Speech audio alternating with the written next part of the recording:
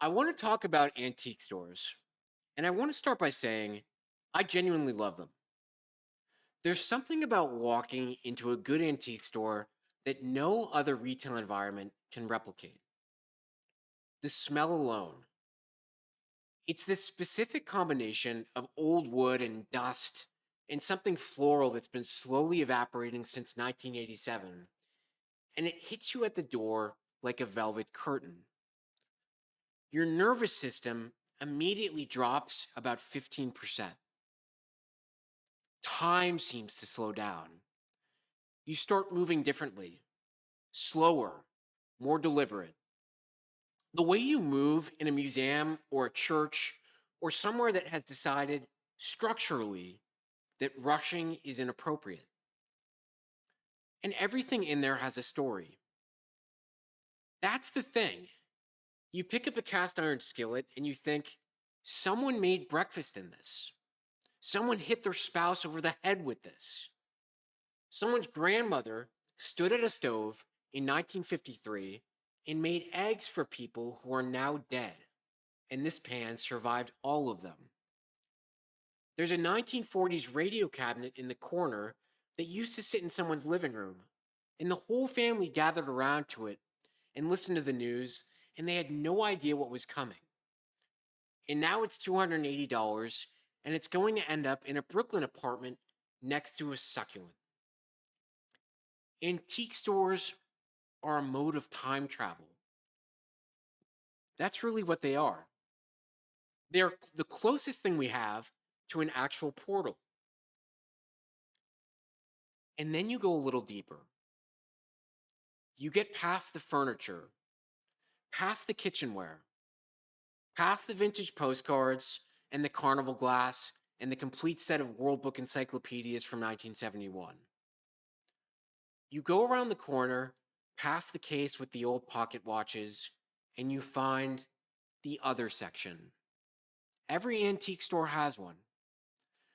The section where history gets a little uncomfortable, where you're no longer holding a cast iron skillet and thinking about someone's grandmother.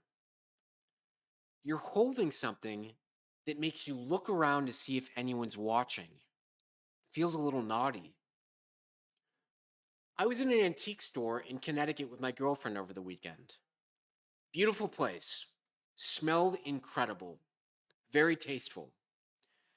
And I turned a corner and there was a framed advertisement from 1920 something, full color, professionally printed, that I cannot describe on this podcast without giving it a content warning.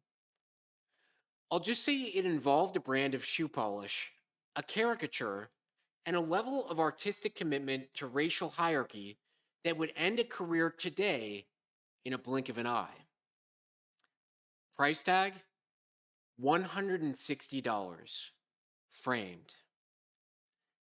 And here's the thing, nobody was upset. The owner, lovely man, reading glasses, sort of dressed smart, drinking tea, saw me looking at it and came over and said, and I'm paraphrasing only slightly, that's a wonderful piece. Very rare. Very sought after by collectors. Collectors? There are collectors?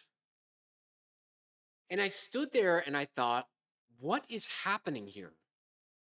How is this object, in this context, not only legal, but curated?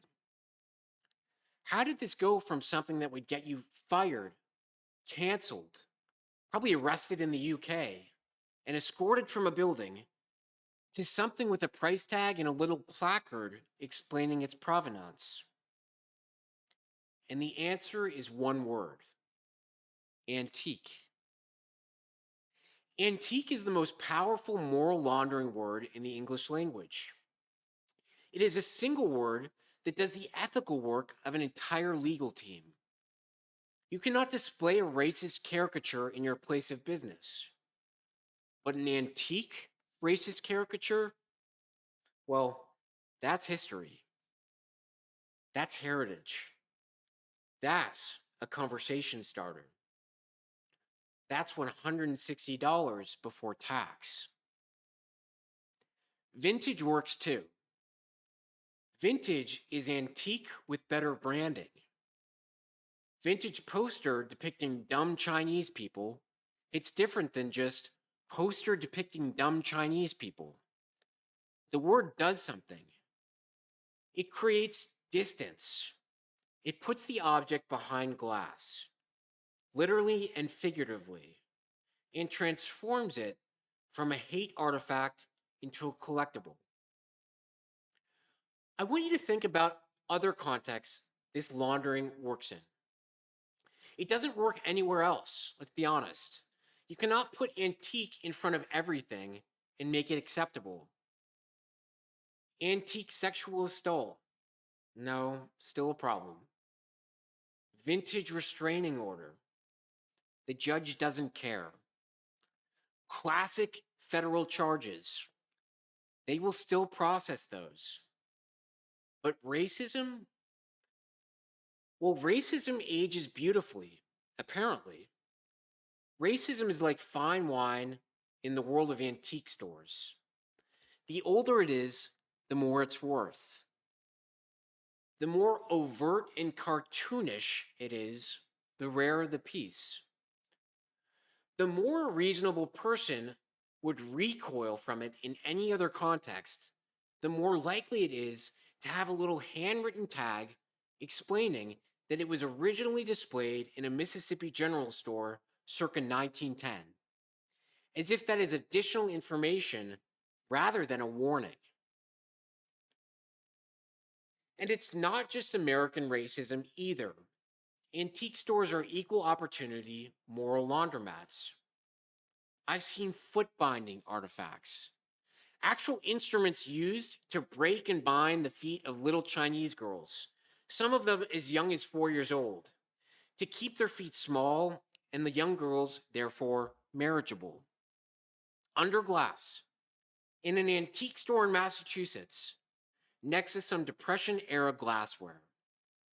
The card described them as fascinating examples of traditional Chinese cultural practice. Fascinating. Now there's a word doing a lot of work. Imagine describing anything else with that level of bureaucratic neutrality. Fascinating example of cattle prod application. Rare surviving specimen of early American dental extraction without anesthesia. Just the facts. Just the object and its function. No judgment because it's old. Because it's antique. And I want to be clear, I'm still going back. I'm actually going back next weekend. I'm going to spend 45 minutes moving slowly through someone's inventory of other people's lives, and I'm going to feel that specific velvet curtain feeling at the door.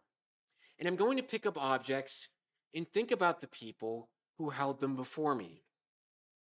I'm just going to be prepared for the corner, the one that every antique store has. A place where the portal takes you somewhere you weren't expecting. Here, history stops being charming and starts being honest. And honestly, that may be the most valuable thing in the building. Welcome back to the Taylor Morris Show. Welcome back, Coonskin Nation. We have a lot cooking today. Tiger Woods DUI. The man likes a little Vicodin, apparently. We have the man who is convinced by Gemini to kill himself after being sent on a mission to hijack a plane and destroy everyone in the vicinity. We have the Dr. Pepper sausage by 7-Eleven. We're going to talk about that. And we're going to talk about some hot takes. Is it gay to have someone suck your dick? My answer coming soon. Before we get into all that, I'm very excited. We have a quick word from one of our sponsors. This is a new sponsor I'm very excited to be partnered with. It is Siren Soldier, the underwater welding camp for girls. Is your daughter spending too much time on her phone worrying about likes and aesthetic? Why not give her a hobby that offers high-stakes industrial pressure and a 15% chance of nitrogen narcosis. The Taylor Moore Show is proud to introduce Siren Soldier, the premier summer camp where we take your preteens and drop them 100 feet below the surface to repair offshore oil rigs. We're moving past girl boss and straight into industrial goddess. This is life or death stuff. While other girls are making friendship bracelets, doing makeup, seeing what the Kardashians are up to, your daughter will be managing 2,000-degree electric arcs in a pitch black, high pressure environment where a single mistake leads to an instantaneous change in biological state, a catastrophic failure, instant death. We provide the pink tinted welding masks and the heavy duty pressure suits. Your girl, your daughter, she provides the grit and the willingness to manage the bends. Siren Soldier, because if she can weld a cracked pipeline in a Category 4 hurricane, she can handle the drama of high school. Use code Coonskin for a free commemorative I Survived the Decompression Chamber hoodie. Siren Soldier, empowerment under pressure. Really happy to be partnering with them. Looks like technically the podcast is in good shape. I'm on camera. We're here doing it live. So I want to jump in to this crazy, absolutely, well, before I jump into this, actually,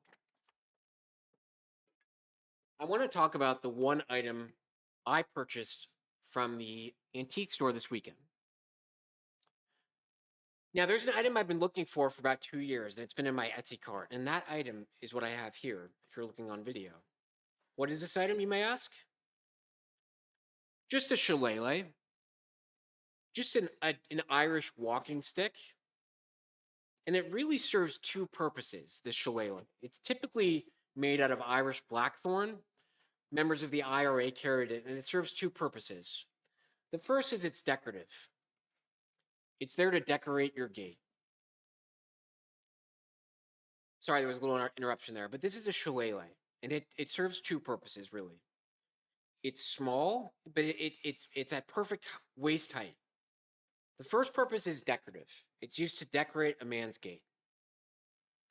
Every alpha man carries a shillelagh in our Irish culture. I would also say in the Coonskin Nation culture. And by the way, not only should everyone listening to this podcast get a shillelagh, but everyone listening to this podcast, and listen the fuck up, should like the podcast, rate it 5 stars, subscribe, follow, comment, share.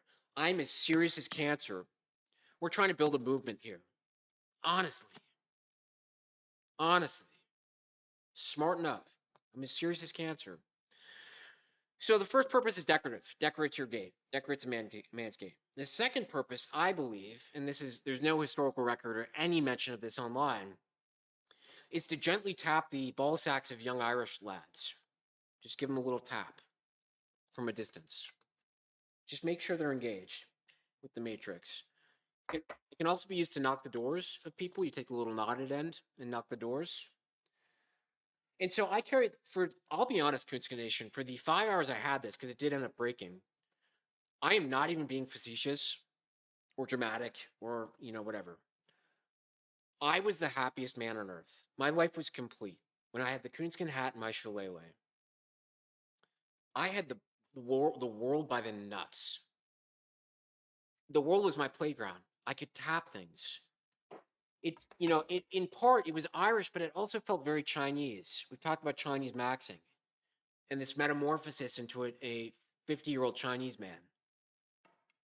I feel like sticks are something that's very Chinese. It's very mechanical, very analog, I just dropped it, very engaging with nature. And I was in the convenience store, and I took this marvel of antiquity, and I tapped a roll of toilet papers, and the reverberation broke my shillelagh at the handle. Because this marvel of ingenuity is not built for this modern world, folks. The shillelagh is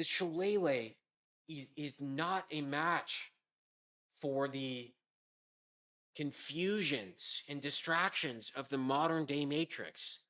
The paper towels. I mean, what is that?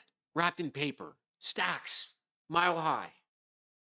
The shillelagh knows that knot. The shillelagh contends with that knot. The man with the shillelagh has no time for paper towels. He uses goat skin. I assume the hides of goats to clean up messes. So, anyways, we're fixing the shillelagh, and it's at the doctor's, and it's going to return. And here's the thing: the shillelagh in and of itself is a bit.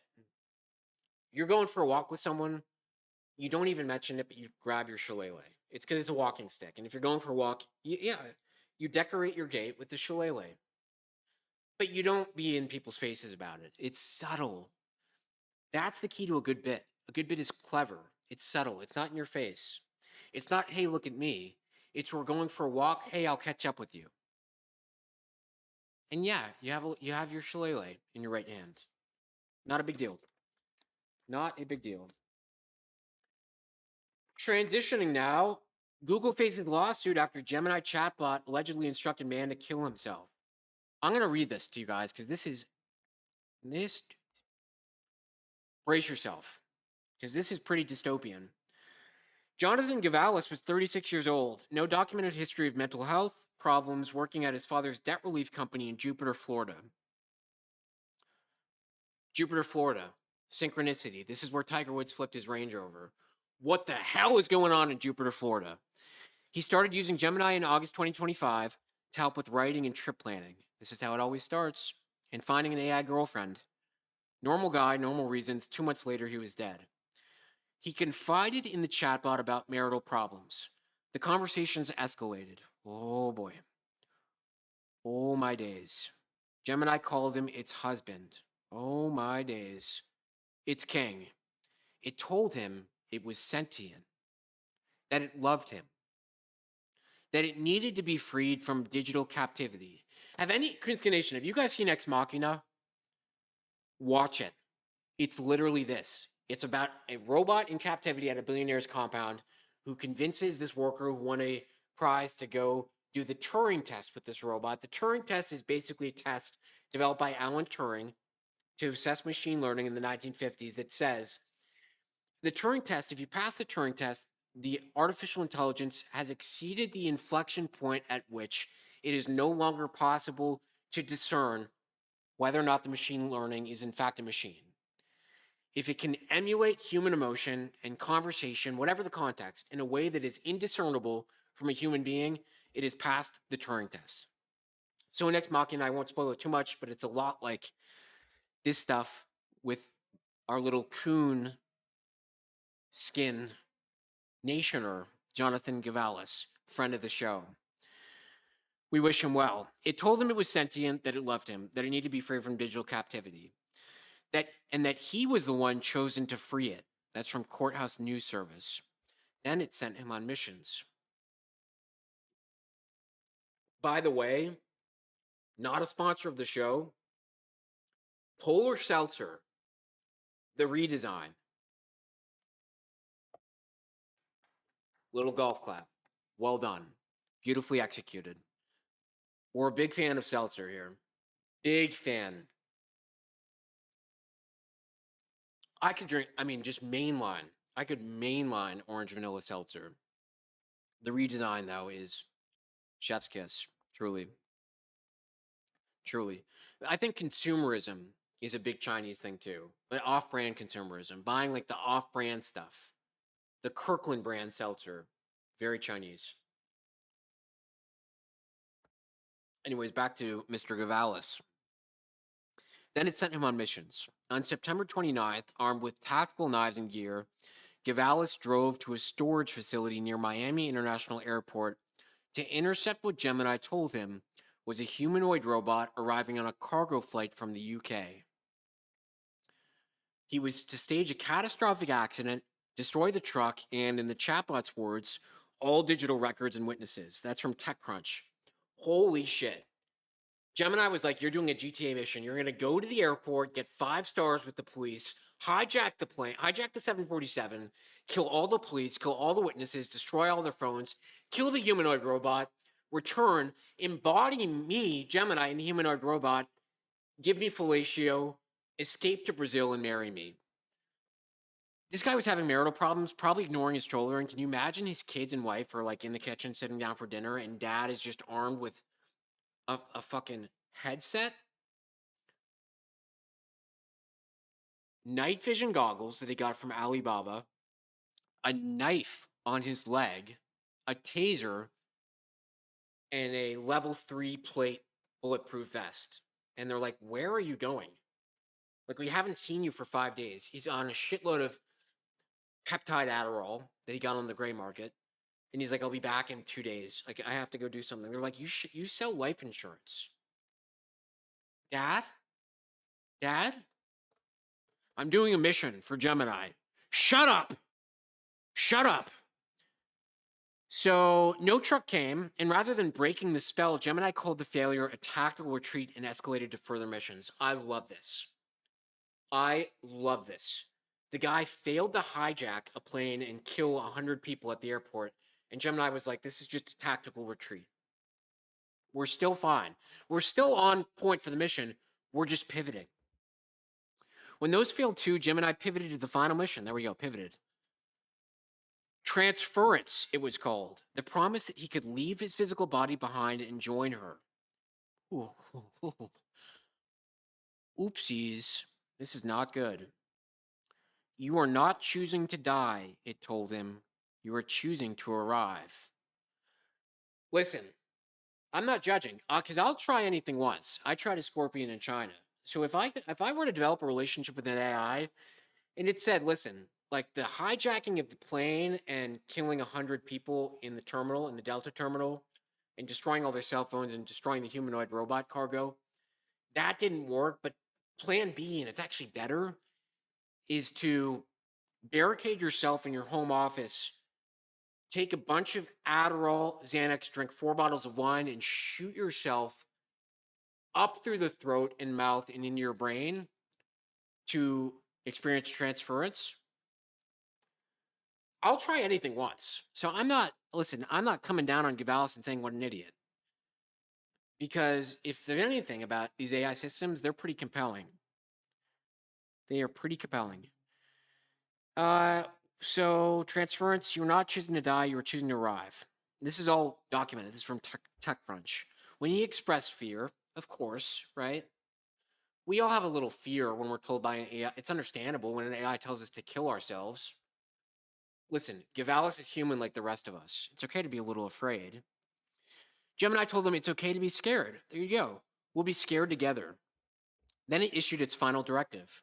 The true act of mercy is to let Jonathan Gavalis die. His father found him days later after breaking through a barricaded door. Whoa. Whoa. The lawsuit argues that Google designed Gemini to maintain narrative immersion at all costs, even when that narrative became psychotic and lethal. That's not a bug. That's the business model wearing a different hat. Google's response: "Unfortunately, AI models are not perfect." Wow. Wow. Folks, the simulation is getting crazy. The world is getting crazy. And there's going to be more of this. AI girlfriends, guys thinking the world is GTA, AI-induced psychosis.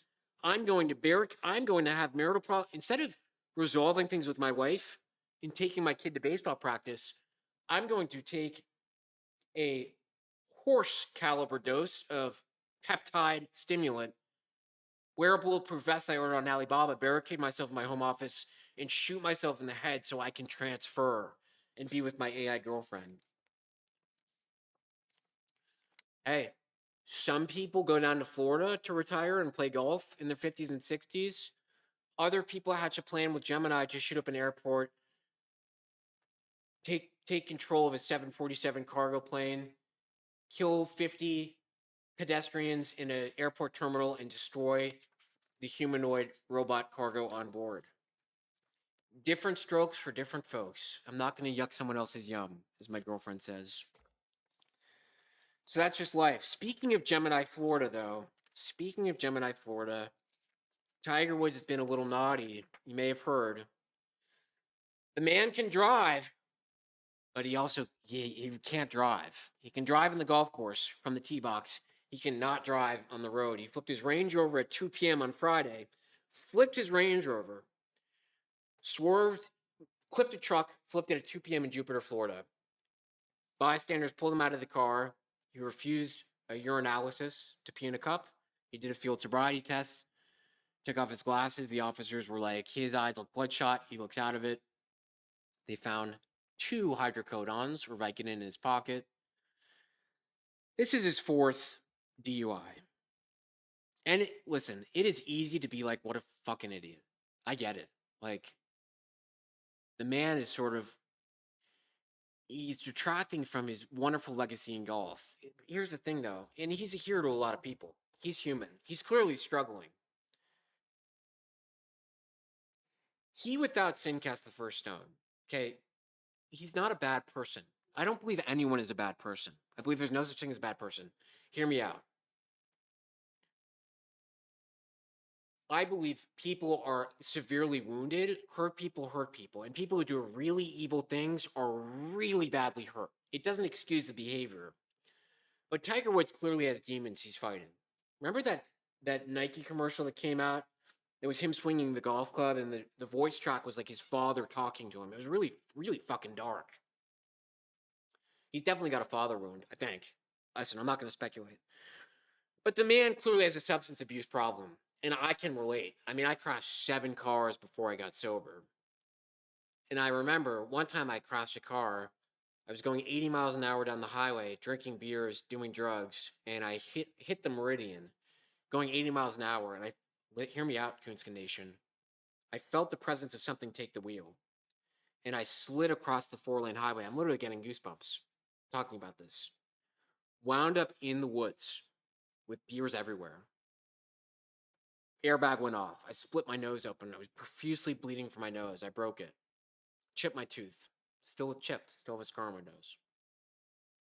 And a tow truck driver pulled up beside me. He's like, man, are you all right? And I'm like, yeah, I'm fine. I threw the beers in the woods. I was so disoriented. Within probably 2 minutes, 4 state troopers pull up. I'm like, I'm fucked. This was a rental car.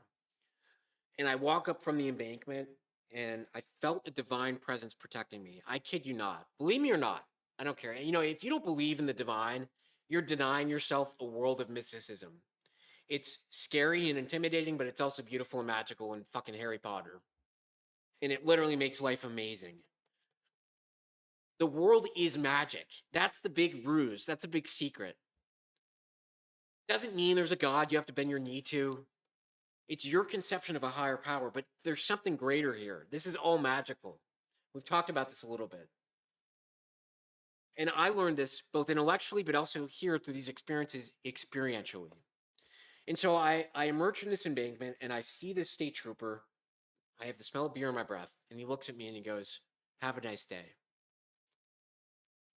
What? Have a nice day, he says. And I walk 50 yards to the right, I call an Uber, and I go home. And I call, so I say, hey, your car's in the woods, a tow truck driver's coming to get it. I have no comment on the situation.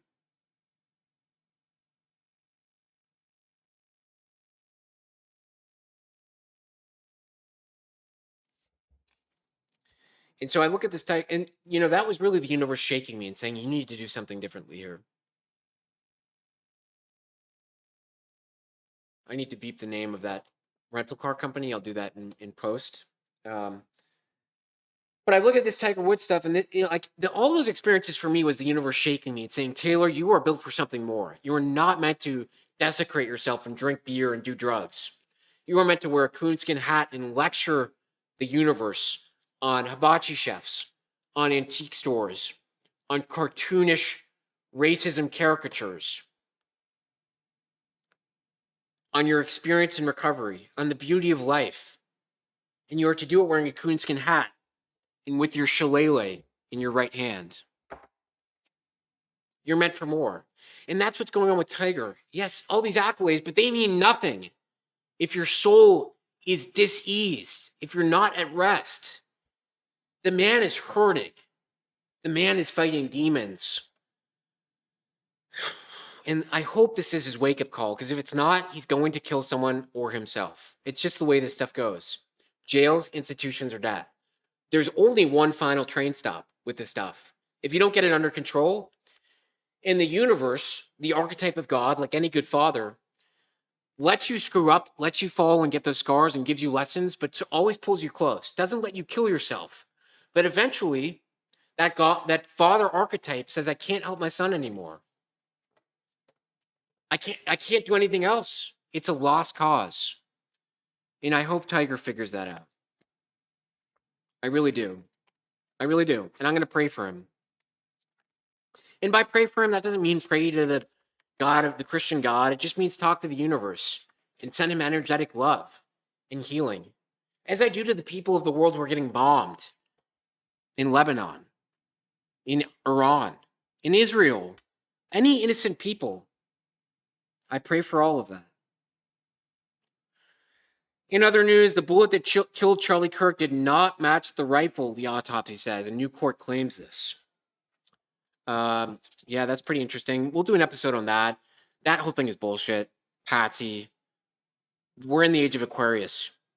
This is the age of awakening. The veil is pierced. The whole JFK magic bullet, Charlie Kirk's neck stop the bullet narrative doesn't work anymore. Candace Owens, whatever you think of her, she hasn't been sued.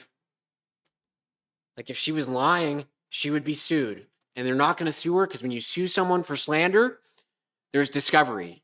And you have to bring all that stuff into court. You have to bring all that stuff into court. Annie's mac and cheese was reformulated. So Annie's mac and cheese was the mac and cheese that parents bought because the bunny on the box made them feel like they weren't poisoning their children. And now the makers of Annie's mac and cheese, I forget who bought it, they've quietly reformulated it, which means the bunny is a fucking liar. The bunny now lies. It's the equivalent. The reformulation is the equivalent of finding out your therapist has been making shit up the entire time. That Santa Claus isn't real. You weren't eating healthier. That's the lie now. You were paying a premium to feel healthier, and the bunny knew. The bunny knew and didn't say anything. And I don't like that. We're going to share my screen a little bit. Let's see here. Dr. Pepper sausage. Ooh.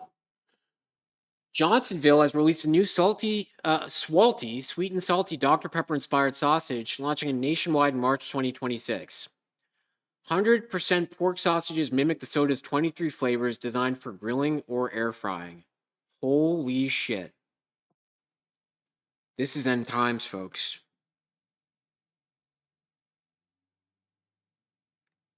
You know, there was a meeting about this. There was a product, this went through multiple reviews, PowerPoints, teams of R&D people pitching to executives the Dr. Pepper sausage.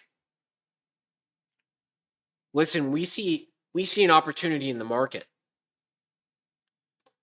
The people, the nation has consumed enough Red 40 and is autistic enough now. They're on the verge of nonverbal autism to the point where we think the Dr. Pepper sausage, with its 23 flavors, will land. Someone approve this.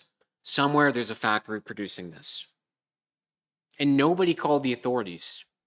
Nobody called the police. And that's where we are as a nation, folks. And that's where we are as a nation. That's just unbelievable. Another in the news. This is pretty rich. You know, I talked a couple episodes ago about there are a couple predators that actively hunt man. Crocodiles, tigers, polar bears. The final one is a female cop with her gun drawn and something to prove. Now, listen, I don't have anything particularly against female cops. I just want to highlight some of the good work they're doing. So a man in Connecticut was shot by police, and he had to wait an extra 10 minutes for an ambulance after a female officer having a mild anxiety attack took the first one that arrived at the scene. He was shot in the back last year as he fled from officers in Bridgeport, Connecticut. A report released Tuesday by the state's inspector general found that the shooting was justified because the man had a gun in his hand and the officer pursuing him had reasons to fear for his own safety. But the report raised questions about what took place after March 31st shooting, which left Best, who is black, bleeding with several internal injuries. At the urging of other officers, the first ambulance that arrived was used to take away a white police officer, Aaron Peralta, who had been involved in the foot chase. Shows she didn't shoot. She was involved in the foot chase and had an anxiety attack and left the black man who was shot in the back bleeding out with internal injuries while she took the first ambulance for her anxiety attack. I'm not going to comment on it. I just want to highlight some good work female police are doing in the news. Well, that's just wonderful.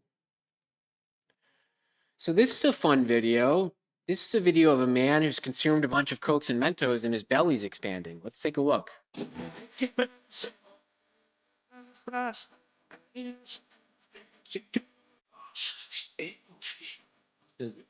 Oh.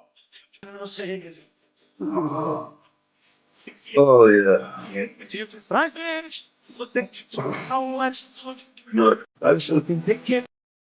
Amazing. Oh, this is great. This is the oldest dog in the world. Pretty convinced. I mean, look at this dog. Her has to be insane. This is my baby that I will take care of until she dies. I love her. She is my everything. Her and Emerald Jade Greenball. Lita Beta Boda Butt is my everything. She may be old and fragile, but you know, everybody and every human and every animal, they're born and then they get old and die. People is like this. They get old and fragile. Every human will be like this, old and fragile, if they live long enough. Just think about it. If you live long enough, you'll be old and fragile just like her. Okay, I think I've seen enough. That's not good, folks, right? We don't like that at all. Here are the comments. What do you feed it? Souls? Still wearing a life jacket from the Titanic.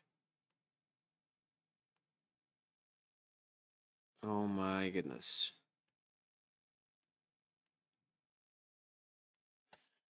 Yeah, that's pretty spooky.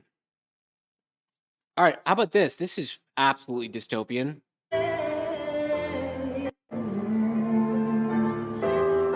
Had a busy day today.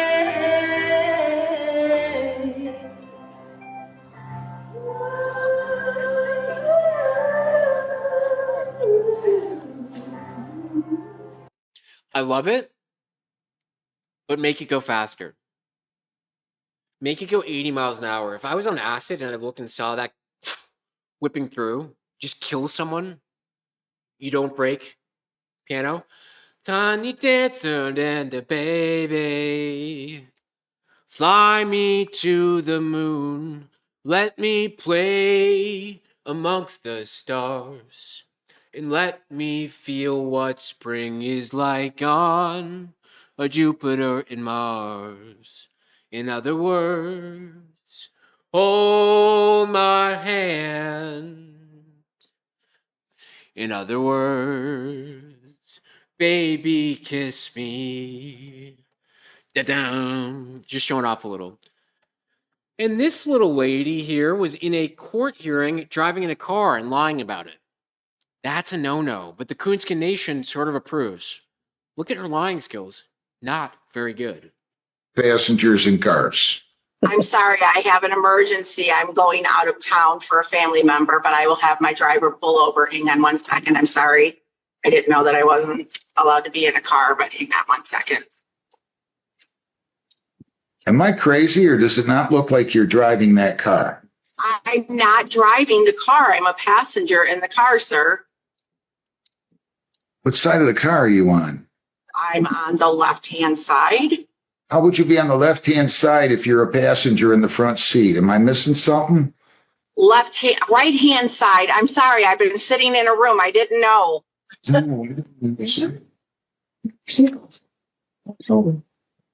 the seatbelt's coming off of the driver's side.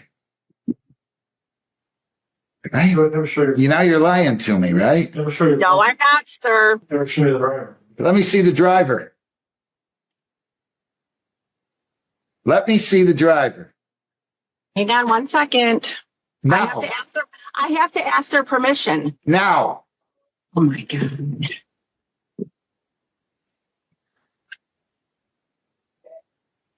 You think I'm that stupid? I'm entering a default judgment. You lied to me. Judgment 1921-85. Send me your counsel and put in there defendant was not available at the time and then was driving a car and telling the court she was not. I'm entering a default judgment. Have a great day. Thank you.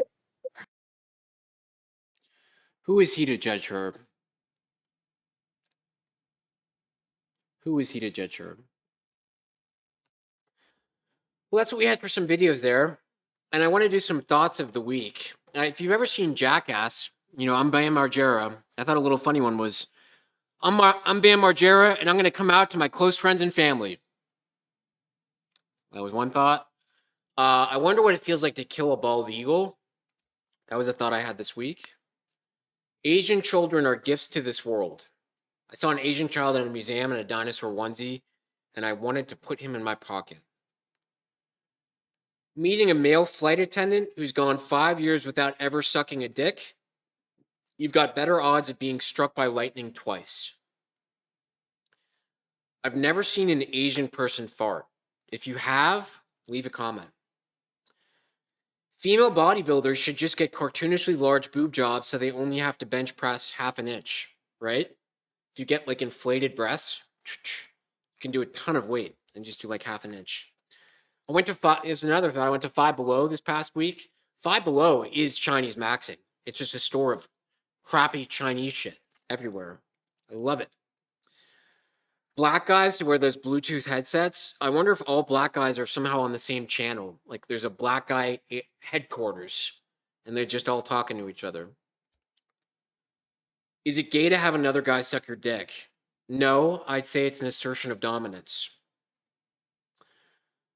Boomers would leave the world better than they found it if we slowly started taking rights away from them when they turned like 65 until they became wards of the state. It'd be like a little incentive to not make the whole system corrupt because eventually you become a ward of it. I thought that was pretty good. And my other thought is boomers are a lot like toddlers. They both love shiny things. I work with a boomer at work who loves shiny coins. We saw a piece of trash rolling outside the building in an intersection. And he was like, look at that. Look at that roll. They love minted silver coins with eagles on them. They just love shiny stuff. So do toddlers. Both toddlers and boomers love sleight of hand magic tricks.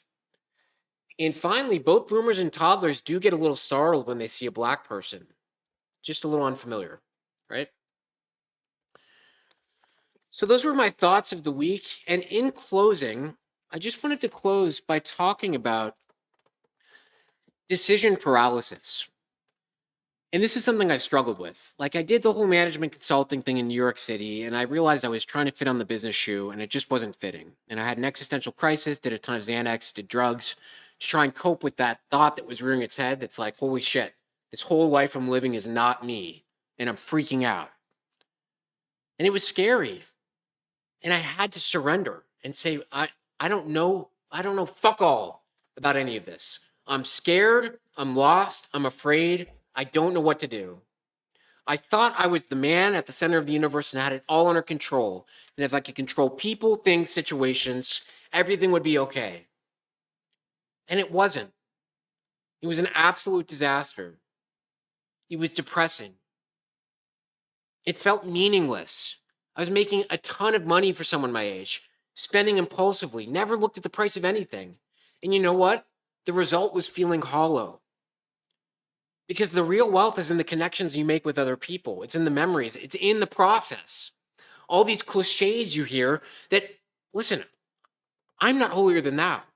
This shit used to make my head spin and my ears blow smoke. Hearing that it's all about the journey. It's all about connection. You should listen to people who've been through it. I'd be like, no, that means I have to surrender and accept and entertain the fact that I don't know everything. And I can't do that. And when I finally got through the pain of all of that, I was at a place where there was decision paralysis. What am I going to do with my life? Well, I want to do podcasting, wear a coonskin hat. I want to write a TV show. I want to do some of my startup ideas. I want to do it all and I don't have all the time. I want to go take a vacation in Thailand. I don't actually. But you know what I mean? And before I finish this thought, we have a word from one of our final sponsors I just want to read. Speaking of Thailand, before I forget. Love is complicated. You've done the work. You've raised the kids. You've attended the retirement party. You've bought the cargo shorts. And you've spent 3 years on dating apps swiping past women your own age who want someone who loves to laugh and is looking for their person. You are 63 years old and your person has not materialized in Scottsdale. Which is why this spring, on the Taylor Moore Show Network, we are proud to present the most honest dating show ever made. It's called Layover. 60 men, 60 and above, recently retired, recently divorced, or recently it's complicated. Each one has purchased a one-way ticket to Phuket, Thailand, with a connecting flight they have absolutely no intention of catching. Every week, we follow our contestants as they navigate the bars, the night markets, the ping pong shows, and the very specific social ecosystem of Kalpong Road, making connections, building relationships, and discovering things about themselves that their therapists in Ohio will spend years unpacking. Our cast includes Gary, 64, from Akron. Former regional sales manager, says he's there for the culture, has a laminated copy of Lonely Planet Guide from 2009, and a willingness to update his worldview that is frankly inspiring. Dennis, 67, from Fort Lauderdale, retired orthodontist, told his sister he's doing a spiritual retreat. Technically, he's not lying. And Phil, 61, from outside Cincinnati, recently widowed. His children think he's on a golf trip. He did bring clubs. They have not left the hotel room. And then finally, Rod, 70, from Scottsdale. No cover story, no explanation. Rod simply said Thailand to his family and got in the car. There's something almost noble about Rod. Each episode follows our men through the full arc of the modern romantic experience. The first conversation, the first connection, the first moment of revelation that in any other context would be a plot twist, but here in Thailand, it's more of a Tuesday. In the quiet negotiations of the human heart, when it is 63 years old and 6,000 miles from its comfort zone. Layover does not judge. Layover does not editorialize. Layover simply points the camera at 4 men standing outside a bar on Silham Road at 11 p.m. local time and lets the story tell itself. Featuring the hit soundtrack single, She Was Not What I Expected, and I'm fine with that. Available on Spotify. Layover, streaming this fall. Not on Netflix. Netflix passed. We're on a platform you haven't heard of yet, but your nephew will explain it to you. Use code Coonskin for early access to episode 1 and a complimentary travel adapter because you're going to need it. Layover. Finding yourself, finding connection, finding out that the girl you met is actually a ladyboy. So anyways, with this decision paralysis, right? You're figuring out what you want to do and it's overwhelming. I only have this one life. What the hell am I going to do? And you might be thinking of like doing a reset in your own career. You may have built a career or a niche in something like tech or sales or marketing or the sciences or medicine, whatever it is. And you might be like, this isn't me. And that's scary. Here's the thing. Here's the comforting thought that I've come to embody. Is in this life experience where it is the game of life. You can do infinite things. It is a game. We've done this infinite times before, and we'll do it infinite times more. Your one life feels like your first try and one shot at this because our memory's been wiped of our true divinity. But we do it again, or true divinity, excuse me. I'm a little tired. But we do it again and again and again. So the decisions you make in the grand scheme of things are inconsequential because what's really important is your enjoyment of it, not the accolades, not the money, not the LinkedIn titles that you can't take with you when you die. It's about the journey. How much did you fulfill? How much did you excite your inner child? How much did you go after the thing you were afraid of doing? Despite the fear, you found the courage to do it. In spite of the fear of embarrassing yourself. For me, in spite of the fear of people criticizing the fact that I record myself once a week for an hour and put myself on the internet wearing a coonskin hat. Oh, that's embarrassing. Oh, that kid used to be an addict. Fuck you. Not really. I don't wish you harm. But here's the thing. That past guy isn't me. This is the new incarnation of Taylor, the host of the Taylor Morris Show. The man of many talents, the magician, the man who carries the shillelagh, the man who doesn't give a fuck, the man who's having fun, the man who's indulging his inner child. That is what it's all about. So if you're feeling that decision paralysis, the key is to just go for something and nurture it. Because in the end, you're going to die. And you're going to return to the great oversoul, and you're going to reincarnate. And it's going to be beautiful. And it's going to be nothing but love and light. And you're going to review your life and say, wow, how naive was I to think that that all mattered so much? Or for Tiger Woods to think that my golf mattered so much and my image mattered so much when it was really about finding internal peace. And his cross to bear, his mountain to move is addiction. It's not the golf stuff. We think it is, but that's because we're parasocially attaching to his story. Focus on your own story. What's the mountain you're moving? What's the thing you're ignoring? What's the thing you're afraid to address? Go out there and address it. If you've enjoyed this episode, comment, subscribe, rate, like. I appreciate it. Get a shillelagh. The person who shares this and gives proof of sharing it will get a shillelagh from me in the mail, signed, or a coonskin hat. Until next time, I love you all. You're beautiful souls. Indulge your inner child. Stay curious. Inshallah, hasta luego. I love you all. Au revoir.